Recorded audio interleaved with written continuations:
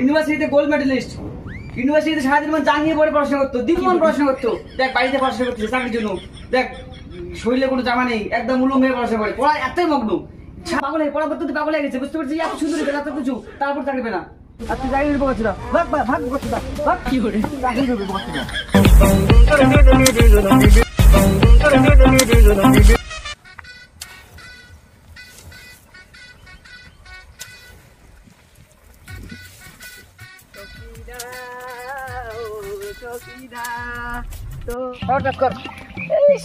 কাগজ দিয়ে কাজটাও খাবি না রে, কইস ফটাফট কাজ কর, তুই গোটায় বই কাজ করা লাগবে।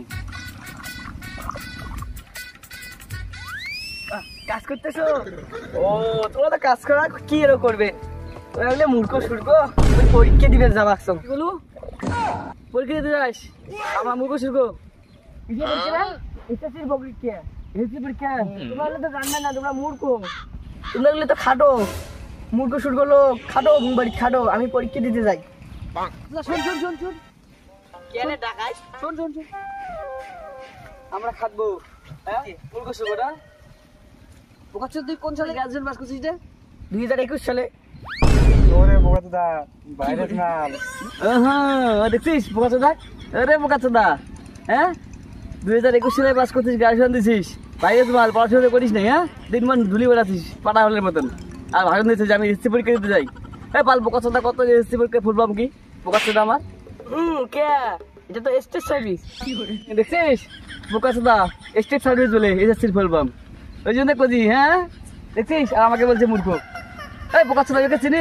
ওর নাম রফিক, 2016 সালে এমএসসি কমপ্লিট, বিএড কমপ্লিট, এখন গরিব ভাই এখন বাল ছিচ্ছে, কাজ করতেছে আমার সঙ্গে। দেখ বোকাচোদা কাজ না করলে একদিন ভাত যায় না, ভালো করে দেখ। এই বোকাচোদা আমাকে চিনিস?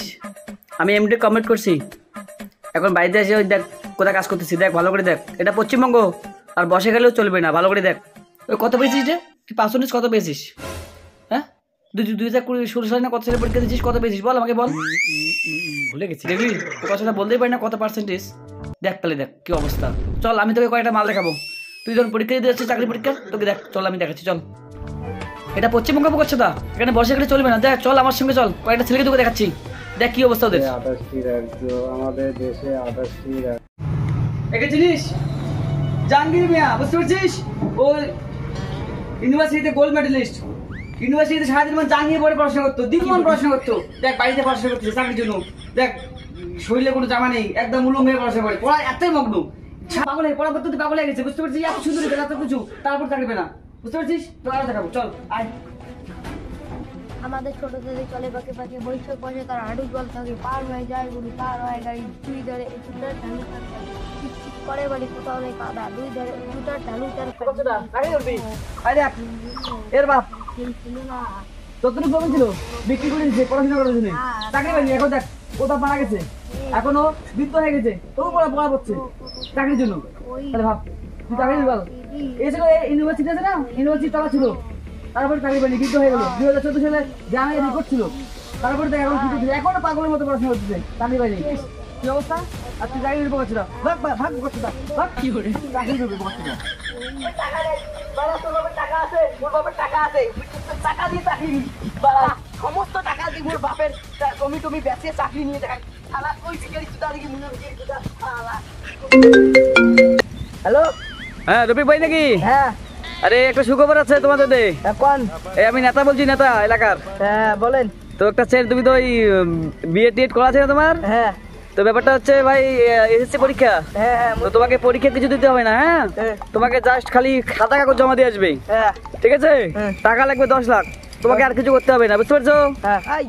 যত টাকা চাক কমসে কম 2 লাখ টাকা আরো বেশি দিন, মোর চাকরি চাই।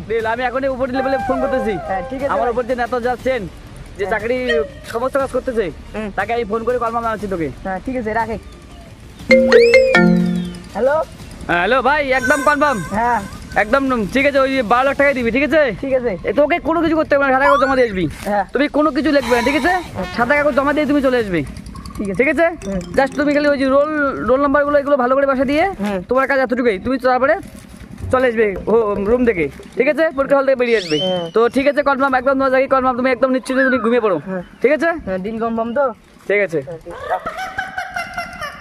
শালা টরু ভাই ভাষণ চোদায় মানে আমি জীবনে চাকরি বানে 2 লাখ টাকা বেশি দিয়ে চাকরি নিবে একসঙ্গ তোকে দেখাই যান থাকিস শালা টরু ভাই দেখিস তোর আগ পাক দিয়ে যান চুষমা টুসমা চোখ দিয়ে রে ওই যে যে জায়গাটা খেতে গরম গরম দিলুম তো নামটা নাকি মফিস না ওগুলো দেখ চাকরি বলে হয়ে গেছে এই সরকার রে ভাই যাই এই রক্ত যে হইল না পরীক্ষা নাই চাকরি হয়ে গেছে মা বর্তমান ওই যে থানা পড়াত আছে হাই স্কুল বুঝছিস তাহলে কি কই এই যুগে যার টাকা তার চাকরি আমরা গেলে সারা জীবন অবস্থা করে চাকরি পাওয়ার নেই আমার গেলে জীবনটাই করি শেষ রে আমার বাপ মা যখন গরিব আর আমার টাকা দিয়ে ঘুষ দিয়েও চাকরি নেবো না বুঝছিস কারণ আমাদের ঘুষ দিয়ে আমরা কোনোদিনও চাকরি নেবো না এটা ফাইনাল বাস এতটুকুই তাই পরীক্ষা তাহলে কি করবো আর দুঃখের কথা দুঃখই থাক বুঝিস নাই ঠিক আছে বাড়ি যাই হ্যাঁ